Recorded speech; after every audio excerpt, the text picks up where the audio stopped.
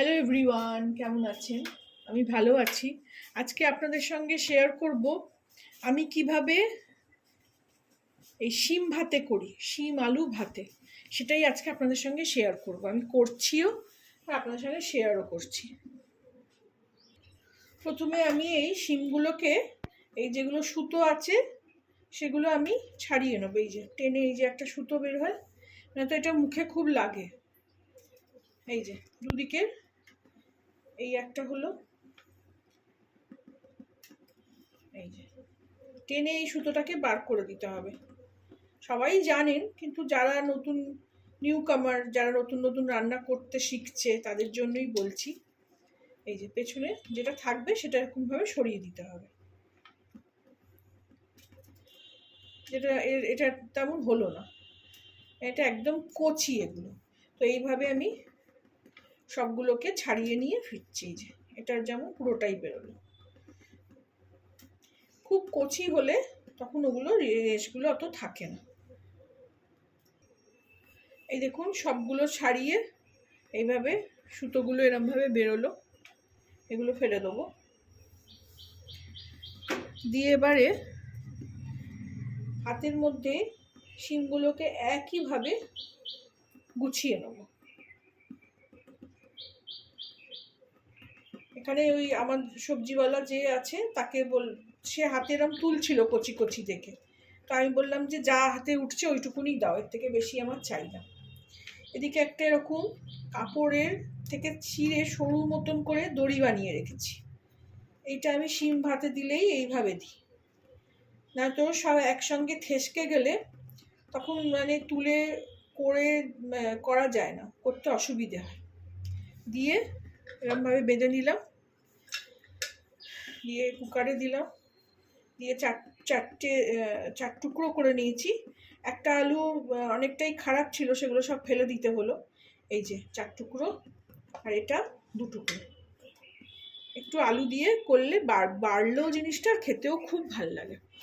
তো এইভাবে কেটে নিয়েছি আলুটাকে, আর শিমটাকে কুকারে দিয়ে দিলাম। দিয়ে আলুটাকে একটু ধুয়ে নেবো। কাটার পর আলুটাকে আমি আরেকবার ধুয়ে নিয়ে কাটি, কিন্তু কাটার পর আরেকবার ধুই। এই যে অল্প করে জল দিয়ে দিলাম। বেশিক্ষণ সময় লাগবে না, খুব কচি একদম শিমগুলো আছে। আলুগুলোও খুব ভালো এবারে বাজার থেকে এনেছি। তো এগুলো বন্ধ করে দিয়ে, কম আছে, প্রথমে একটু জোরে দিয়ে দেবো। কুকারটা একটু ভালো গরম হয়ে যাক, তারপরে যেই শিশি করবে ওটাকে আমি একটু কমিয়ে 2টো সিটি মেরে নেব। এই দেখুন সেদ্ধ করে নিয়েছি। সেদ্ধ করে এখানে একটু ঢেলে রেখেছি, একটু ঠান্ডা হয়ে যাবে। আমি এই দড়িটাও খুলে দিই।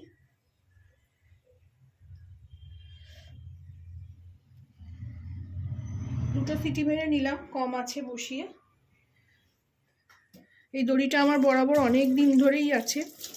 শিম ভাতে দিলেই আমি এরমভাবে দিই, যাতে সব একসঙ্গে মানে এদিক ওদিক করে ছড়িয়ে না যায়। এখানে আমি একটু কাঁচা লঙ্কা কেটে রেখেছি। শিমগুলো এখানে দিয়ে দেবো। বীজগুলো খুব নরম এখন। আলুগুলোও রাখবো এখানে। দিয়ে এতে স্বাদ মতো নুন,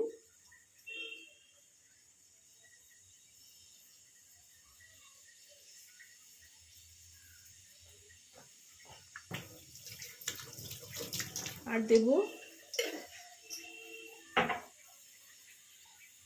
এখানে, এটাই টুইস্ট, যে এটাতে সর্ষের তেল দিই না, এটাতে 1 চামচ ঘি দেব। অসাধারণ খেতে হয়।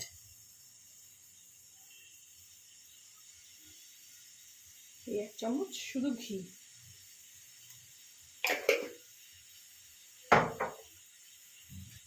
দিয়ে এটাকে একটু আমি এরকম থেতো করে রাখি, যাতে ভাপটা বেরিয়ে যাবে। তারপর আমি এটাকে ভালো করে মেখে নিয়ে সার্ভ করে নেব। আপনারাও বানাবেন এইভাবে, ভালো লাগলে আমাকে জানাবেন।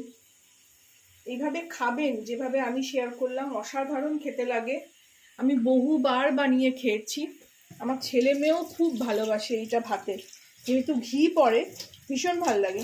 যারা ঘি খান না, সর্ষের তেল অবশ্যই খেতে পারেন, সেটাও তো প্রত্যেকটা ভাতেই আমরা ভালোবাসি, আলু ভাতেতে, উচ্ছে ভাতেতে, সবেতেই আমরা সর্ষের তেলটাই ভালোবাসি। কিন্তু এই শিম ভাতেতে না এই ঘিটা অসাধারণ একটা খেতে লাগে। তো আমি যেভাবে শেয়ার করলাম আপনারাও বানাবেন, খাবেন, জানাবেন আমাকে কেমন লাগলো। ভালো লাগলে আমার চ্যানেলটাকে একটা লাইক, শেয়ার অ্যান্ড সাবস্ক্রাইব করে দেবেন। Thank you for watching.